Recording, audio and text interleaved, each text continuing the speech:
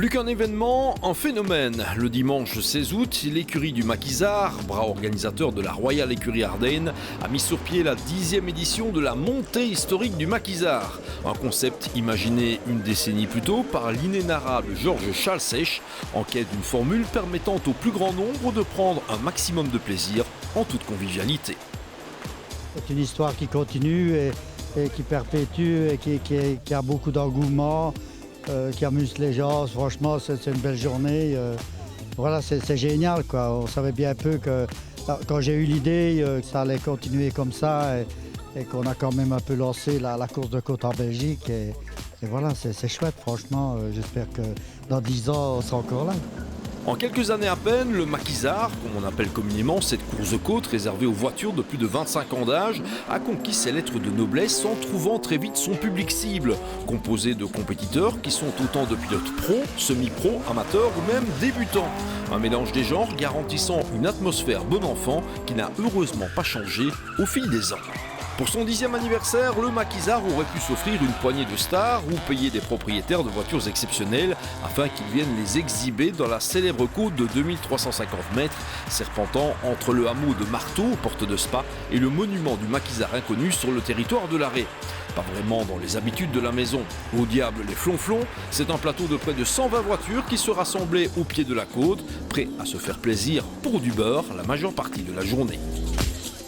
Si les voitures des années 70 et 80 sont logiquement majoritaires, le public du 10e anniversaire, encore plus nombreux qu'à l'habitude, a néanmoins eu l'occasion de se régaler avec la présence de cette monstrueuse AC Cobra 1965, un bolide ou vrombissement rageur qui a clairement fait l'unanimité. C'est une américaine qui vient de Floride et avec tout pareil à l'origine, moteur Ford V8, mais une coque en fibre de verre, en aluminium. On peut parler de Cobra un peu plus raisonnable dès lors. Disons surtout au niveau budget, parce qu'une Cobra authentique avec son pédigré, c'est un véhicule qui vaut plus d'1 million d'euros. Restons modestes, quoi. Luc, en côte, ça fonctionne comment? Bien évidemment, on se voit que c'est très proche de la série. C'est bestial comme une américaine, grosse puissance et tout. Facile, pas facile? Pas facile. Moi, c'est la première fois que j'expérimente ça. Bon, c'est 450 chevaux, donc il faut être raisonnable. N'oublions pas que c'est une voiture à l'origine qui est une voiture de circuit. Ici, une course de côte, beaucoup d'épingles, donc il ne faut pas exagérer dans les épingles. Mais ça va, ça se joue. D'autres raretés n'ont hélas fait que des passages éclairs dans la côte, à commencer par cette De Tomaso Pantera italienne aux origines argentines, un régal. Pour les passionnés de la marque Porsche, impossible de ne pas s'émouvoir devant cette rare 916. En fait, une 914-6 aux extrémités plus pulpeuses. La boîte de vitesse nous en a hélas privé bien trop tôt dans la journée. Effectuant sans doute un bref retour vers le futur, cette DeLorean était comme une apparition. Il est vrai que Banou n'est pas très loin. Jamais à court d'idées pour rassembler les supporters de Jean-Pierre Van de Hover et attirer des propriétaires de voitures inhabituelles, Éric Marnette s'est mué en pilote au Maquisard, évoluant au volant de cette MGB GT en version Sebring, apparemment une réplique, mais qu'importe. Et puis il y a les inconditionnels du genre, dont le français Joël Favé-Lesage, qui a adopté depuis plusieurs années déjà les épreuves de l'écurie du Maquisard. Ça tombe bien, nous, son Alpine A110 Groupe 4 ex-championnat du monde, on ne s'en lassera jamais. Succédant au groupe 4 sur la scène des rallyes mondiaux, la réglementation groupe B restera à jamais celle des monstres déraisonnables, dont l'un des fleurons est l'Audi Quattro en version sport. Julien Pes en a fait profiter l'assistance d'un bout à l'autre de la journée. Le groupe B sacrifié sur l'autel de la sécurité et de la raison, le groupe A s'est imposé de manière nettement plus discrète jusqu'au moment où Ford n'envoie du lourd avec la version RS Source de sa Sierra. Et pour ce qui est d'envoyer du lourd, Michael Warnier n'a déçu personne, hormis ceux qui avaient un peu de mal pour son bolide à l'ovale. Moins populaire que la légendaire A110 et qu'une A310 qui commence enfin à gagner ses lettres de noblesse, l'Alpine GTA a heureusement ses inconditionnels, à l'image de Gilbert Kurz qui devient lui aussi un habitué des montées historiques. Une Alpine GTA qui a bien sûr connu la compétition au travers de l'Europa Cup. Déjà présent l'an dernier avec cette auto, Étienne Lenoir l'a fait évoluer stylistiquement en rappelant qu'à l'époque, au milieu des années 80, cette coupe monomarque évoluait en levée de rideau des Grands Prix de Formule 1 et qu'un de ses cadors s'appelait Yann Lamers. C'est une version circuit naturellement, c'est l'Europa Cup 85, 86, 87. C'était une équipe hollandaise qui roulait en levée des grands prix de rideau de Formule 1. Il y avait quelques pilotes, je pense à Yann Lamers, voilà. Et bon, la voiture naturellement, elle est venue l'année passée dans sa version d'origine. Bon, on l'a développée un petit peu, c'est-à-dire que bon, la voiture n'est pas bonne au niveau refroidissement, donc tout le refroidissement a été d'abord revu et corrigé. Par la suite, on l'a décoré un petit peu, voilà, et on a monté un petit peu un échappement plus performant avec un petit filtre à air. La pression turbo est toujours à 700 grammes d'origine, mais elle évoluera un petit peu par la suite. Du côté des gros cubes qui se sont contentés de la partie démo de la journée, Bernard Herrmann a fait profiter les amateurs du genre de l'incroyable bande-son et du potentiel de cette BMW Compact Maxi, bien sûr issue des ateliers de l'Age Sport. Je m'entends bien avec Laurent Moll et je travaille pour lui. Donc j'ai souvent des voitures qui sont soit je suis le propriétaire ou qui appartiennent à Laurent. Et ceci c'est une BMW Compact, comme ils ont en championnat de France, mais avec un moteur 3 litres 2 BMW M3 E36. Voiture développée par Delage à la base, ceci ? Bien sûr, c'est des voitures qui viennent de chez Delage, donc je me contente de faire l'entretien. Face à cette déferlante de puissance, certaines autos paraissaient bien plus modestes. Et pourtant, ce sont sans doute ces petits cubes, parfois originaux, qui constituent l'âme de la montée historique du maquisard. Ne pas disposer de budgets colossaux n'empêche nullement de jouer la carte de l'originalité. À témoin, cette Toyota 1000 datant de 1974, engagée par Michel Trillet. Fidèle parmi les fidèles, Jean-Luc Faouet était l'unique représentant du clan NSU cette année, avec cette TT de 1967 qui reste un modèle du genre. Incontestable point positif du concept montée historique, son accessibilité en termes de coût titille la curiosité de jeunes pilotes qui voient dans les anciennes une opportunité de se faire plaisir sans dépenser des fortunes. Et ces gaillards ont en plus beaucoup de goût, comme l'illustre la Mini Cooper S 1975 d'Étienne Maffi. J'ai toujours aimé la Mini, mon père a commencé et depuis je continue. J'en ai racheté une, je l'ai refaite pour monter en course de côte. Elle a l'air assez proche de la série, c'est fort modifié ou pas ? Ouais, c'est un moteur d'origine, on a changé le carburateur, l'abracam, et quelques modifications de look, tout ça. Ouais. Une Mini, ça reste plaisant, course de côte comme ça ? Ouais, c'est suffisant pour moi. Pas besoin d'avoir une grosse voiture, une grosse cylindrée pour s'amuser. Autre mythe de l'histoire automobile, la Volkswagen Coccinelle a plus que jamais la cote auprès des jeunes. Et force est de reconnaître que l'exemplaire d'Arnaud Gemine, un autre jeune loup, se laissait apprécier par la qualité de sa préparation. Un commentaire tout aussi valable pour cette coccinelle verte, une 1302 de 1972, alignée par Jean Lempereur.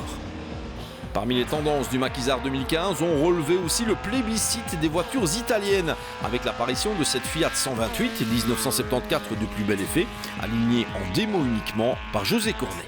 Un modèle que l'on retrouvait dans une version nettement plus proche de la série, entre les mains de Lilo Faracci. Que dire alors de cette Fiat X109 qui reste elle aussi un incontournable ayant marqué sa génération ? Damien Ravenne apprécie l'originalité de cette ligne et le lui rend bien.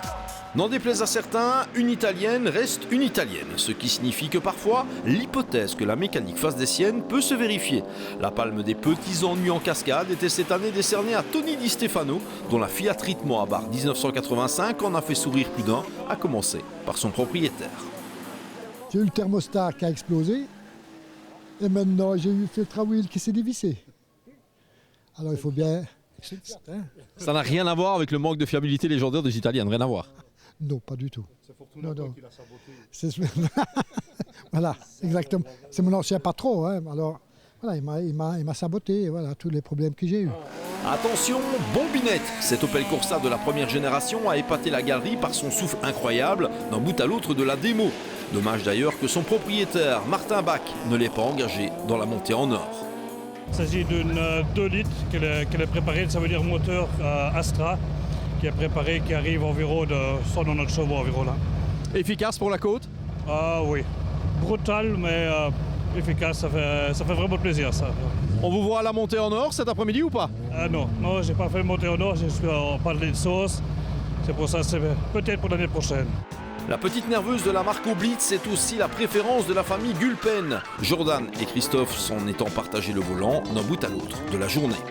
Autre petit bolide retenant chaque année l'attention par la qualité de sa préparation, la Honda Civic première génération de Dominique Martens date bien sûr de la fin des années 70 et sous son capot se cache un frêle 1300 cm3. Reste le clan des petites françaises, essentiellement représentées par la marque Renault, Maquisard cette année, avec bien sûr cette superbe Dauphine 1967, alignée fièrement par Bernard Garçou, encore une auto dont on ne se lasse pas. À la manière des NS8TT et des VW Coccinelle, les Renault 5 sont de nature à privilégier la création de petites équipes. On a ainsi découvert cette année cette imitation de groupe 2 aux célèbres couleurs, rappelant les exploits d'un certain Jean Ragnotti à la fin des années 70. Une 5 Alpine de 78, elle est comme elle est là, décorée en look groupe 2, mais ce n'est pas une vraie auto. Voiture qui vient de France. Oui, tout à fait, une Maubeuge. Qui faisait quoi? Course de côte également avant? Plutôt de l'historique. De la régule, principalement de l'historique. Moi je fais un peu de la côte ici en Belgique, mais elle n'en faisait pas avant. Vous en avez déjà fait beaucoup des côtes avec cette auto? 4, 5. Ça marche comment en côte, c'est bien? C'est sympa, oui. Ben, l'année passée, j'avais la R5 LS verte coupe que vous avez pu voir, donc un peu amateur d'R5. Quant à Dominique Ancion, il proposait une fois encore sa Renault 5 Alpine Groupe 2, remontée dans les règles de l'art et dont le potentiel est impressionnant. Assurément l'une des plus belles réalisations sur la célèbre côte de la région spadoise. La transition entre la partie démonstration et le volet compétition de la montée historique du Maquisard mérite une séquence spécifique. Non, vous ne rêvez pas, c'est bien une Citroën 2 chevaux, ou plutôt une Diane de course que vous avez sous les yeux. Et pas n'importe laquelle, puisque la 44 est un des meilleurs exemples du genre existant en Belgique, qui plus est dernière lauréate en date des 24 heures de chevaux. Une auto de la catégorie hybride, propulsée par une mécanique de moto Honda. Il n'empêche, la côte historique en deux fallait oser, tout comme l'embarquer dans de grandes glisses des 4 roues. Non content de défrayer la chronique pendant la journée, Olivier Renault a poussé le bouchon jusqu'à prendre part à la montée en or, le programme sportif de la seconde partie d'après-midi. Et contre le chrono, la Diane de course a réalisé le 22e meilleur temps sur un total de 25 compétiteurs. Et si c'était ça, la cerise sur le gâteau du 10e anniversaire du Maquisard. Ça a été très bien, franchement très bien, je me suis vraiment bien amusé. Je savais pas trop à quoi m'attendre parce que c'est pas prévu pour la discipline. Et je suis étonné, franchement c'est bien, c'est très dur à démarrer, hein. Bon ça c'est très lent, mais une fois que c'est lancé, c'est amusant, on arrive même à glisser un petit peu. Donc franchement, j'ai pas fait la montée parfaite, mais c'était bien, ça commençait à aller bien quand même. Avant d'aller plus en avant dans le déroulement sportif du Maquisard 2015, on se remémore le tracé de cette côte d'exception qui a notamment permis en 1966 à la Ferrari 250 LM de Burlees de décrocher le titre national face à la Porsche 904 de Jean-Pierre Gabin, le tout en présence d'un certain Jackie X engagé en Ford Cortina Lotus, un tracé au légendaire passé qu'on admire en compagnie de Bernard Cournet et sa diabolique VW Cox.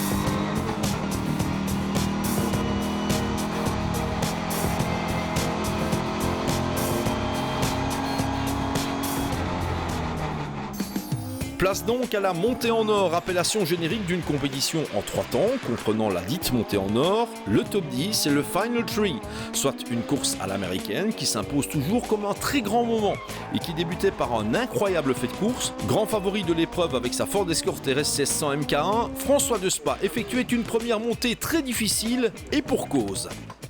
On est resté trop longtemps à l'arrêt en bas et j'ai démarré, mes gains s'étaient calés à fond. Donc j'ai essayé de négocier la montée, mais c'est quand même pas si évident avec les gaz calés à fond. Donc j'espère être dans les 10, on va voir. C'est résolu ?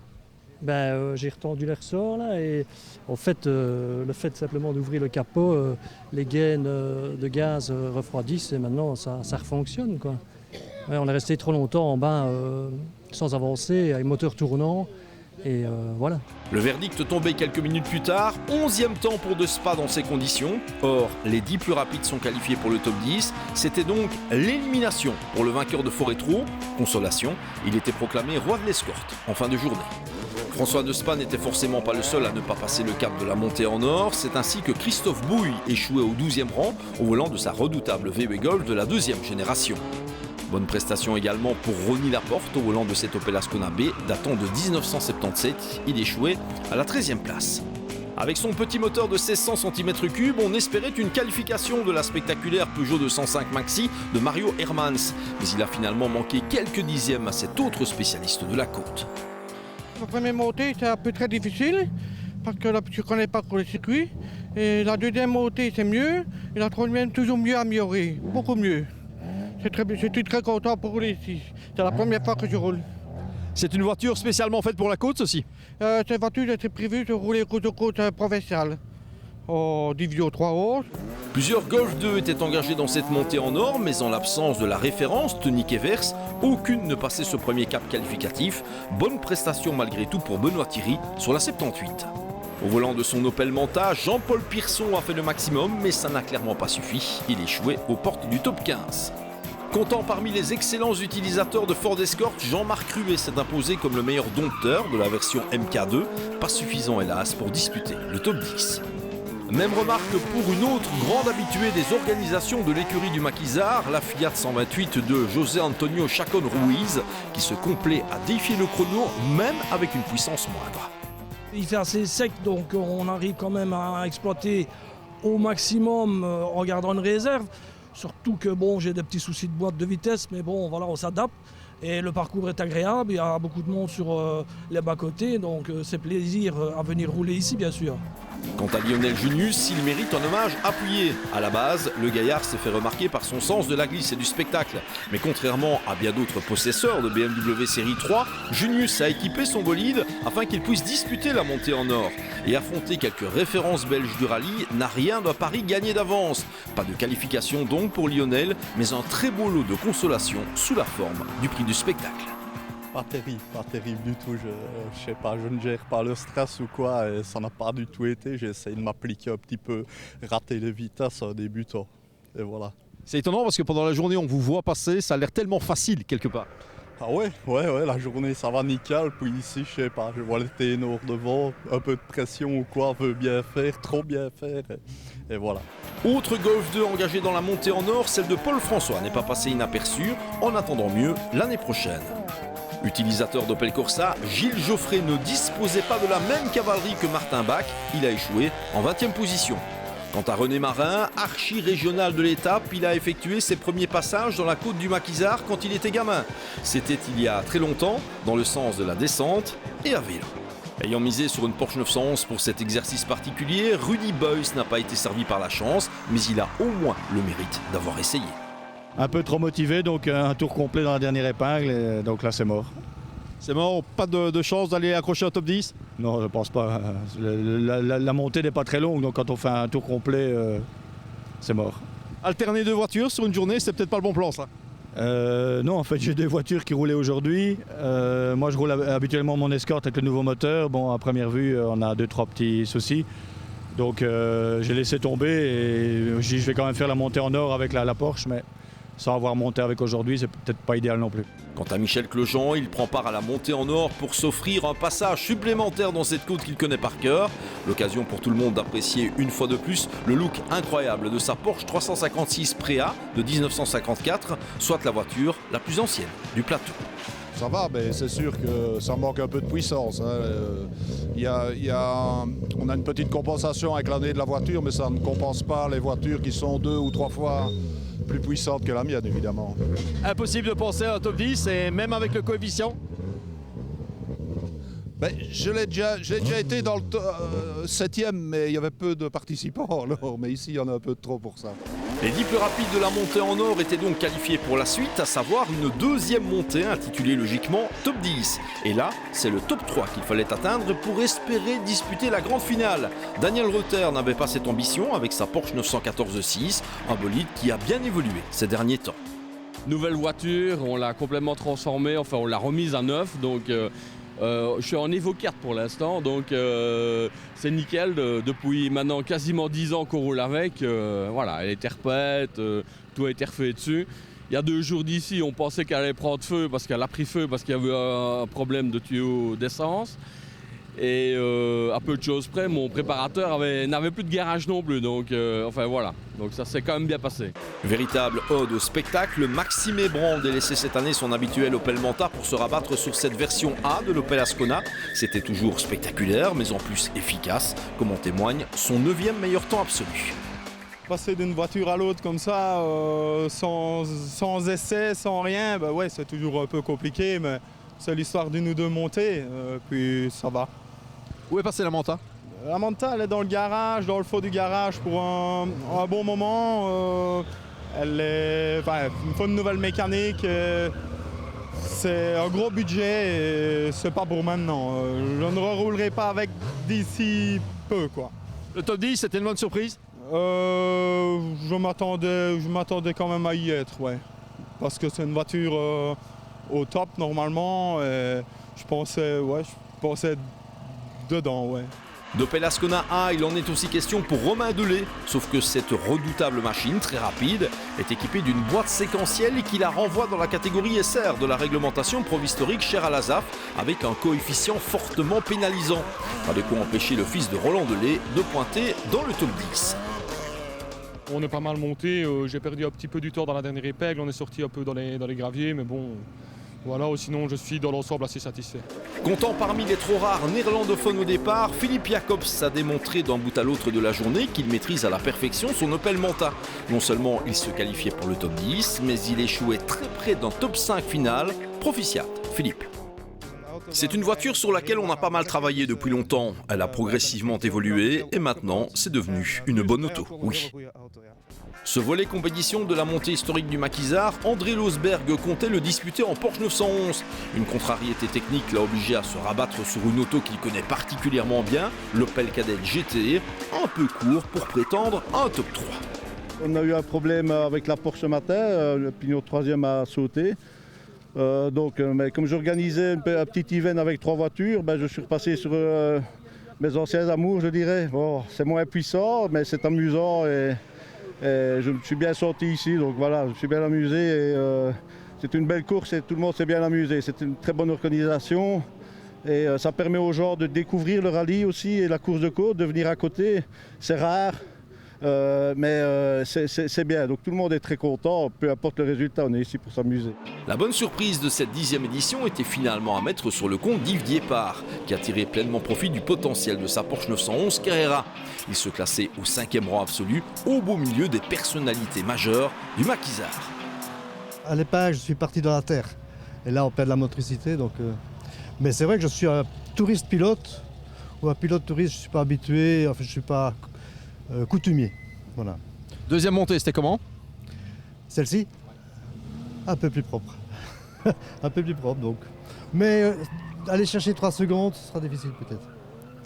Satisfait de la journée, quoi qu'il arrive? Magnifique. Magnifique. Ambiance, convivialité. Et non, c'est très bien. On retrouve des copains, c'est bien.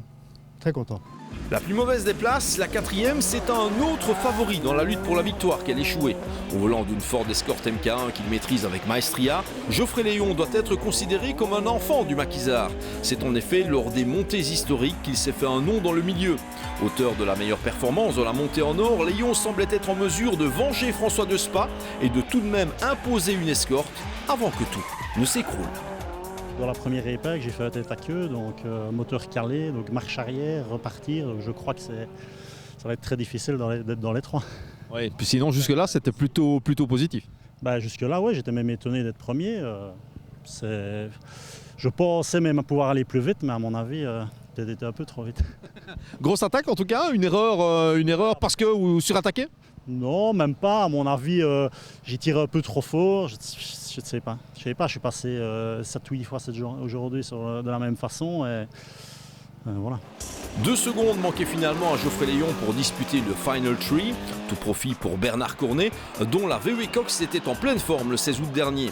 Déjà sur le podium de Foretro, autre organisation de l'écurie du Maquisard quelques semaines plus tôt, Cornet était en confiance au terme de l'ultime montée.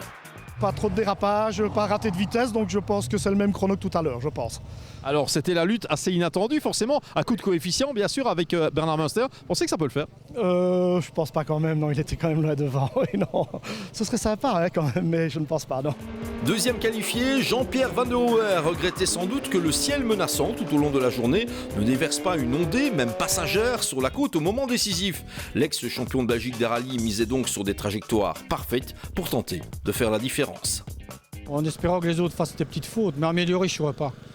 Je suis à la limite depuis de toutes les montées, quoi. Je ne sais pas, je ne saurais pas aller 3 dixièmes plus vite. D'ailleurs, on va voir un peu. Ici, j'ai passé en 4 ou je passais en 3, vraiment 2 roues dans l'air. On va voir. En 2012, Bernard Münster était déjà venu titiller le Maquisard avec une puissante Porsche 911. Mais dans un droite portant désormais son nom, il avait fini sur le toit. Et depuis, on ne l'avait plus revu. Il aura donc fallu attendre l'édition du 10e anniversaire pour retrouver Big Bernie en action au volant d'une 911 SCRS récemment acquise. Et avec un meilleur temps lors du top 10, il s'imposait comme le grand favori de la finale. J'ai attaqué un petit peu trop et dans le virage, je suis sorti il y a 2 ans ou 3 ans, je ne sais déjà plus. J'ai fait un presque demi-tête à queue, c'était très chaud. Je suis rentré beaucoup trop vite, la voiture a glissé trop à l'arrière, j'ai su la récupérer, mais perdu beaucoup de temps. Mais enfin, ça sera peut-être, je crois que ça va être quand même chaud parce que en chrono, c'est sûr que la différence est, avant c'était 4-5 secondes, mais avec les coefficients, c'est tout à fait différent, quoi. Vous avez quand même passé une bonne journée, Bernard? Ouais, non, c'était sympa, très sympa. Au bout du compte, une certaine logique était respectée, comme le confirmait Robert Van de Vorst, feuille des résultats à la main. Bernard Münster, 1:24.641. Bravo Bernard. Félicitations. La 10e édition de la montée historique du Maquisard est donc tombée dans l'escarcelle d'une des références belges du sport automobile, Bernard Münster. Un résultat flatteur qui venait couronner une sacrément belle journée. Quand on voit d'où on vient, la première épreuve qu'on avait organisée il y a 10 ans, aller avec quelques barrières nadar, un petit plan de sécurité, etc. Et puis maintenant, quand on voit ce que c'est devenu, on a dû refuser 15 personnes, on est parti avec 114 voitures. La journée s'est super bien passée, on a eu des très très belles voitures. Et alors, quel suspense ici, c'était époustouflant. Problème pour de Spa, tête à queue pour Léon, un top 3 assez inédit, et puis un grand Bernard Münster. C'est un beau palmarès ça quand même. C'est un beau palmarès, alors c'est vraiment ça, c'est vraiment l'avantage de la course à l'américaine. Parce qu'on ne peut se permettre rien du tout. Malheureusement, François a eu un problème pendant la montée, donc il est relégué à la 11e place, c'est la plus mauvaise évidemment, c'est le premier exclu. Geoffrey Desmains, allez, pour moi il va gagner. Première épingle, il fait un demi-tête à queue qui le pénalise de 2 secondes, donc tout est relancé. Et au final, une très belle bagarre parce que à l'issue de la super finale, le Final Three n'était pas celui qu'on a après le Final Three justement. Donc c'est vraiment extraordinaire. La page de la première décennie désormais tournée, l'écurie du Maquisard n'a plus qu'à entamer une nouvelle tranche de 10 ans. Mais comment encore faire évoluer cette épreuve qui semble déjà ravir tout le monde ? Je ne vois pas très bien comment on va pouvoir l'améliorer. On est bien soutenu par les autorités communales, donc je vais dire, j'espère qu'on pourra continuer comme ça et pouvoir accueillir de nouveau 110 à 115 voitures l'année prochaine, peut-être encore plus belle parce qu'on voit quand même qu'il y a la montée historique monte en puissance et on espère que d'autres épreuves vont permettre à des personnes de monter des voitures pour pouvoir faire ce genre d'épreuve. Dites, il y avait du monde sur la côte aujourd'hui. Hein? Ah oui, il y avait du monde. Ça, c'est vrai. Avec un Münster qui doit remettre son titre en jeu, un 22 qui n'abdiquera jamais, un Cornet à l'enthousiasme intact et surtout des 2 Spa et Léon en quête de revanche, les données de base de la 11e montée historique du Maquisard sont en fait déjà connues. À cela, il faudra ajouter des surprises, forcément bonnes et nombreuses. Le rendez-vous est pris vivement la mi-août 2016.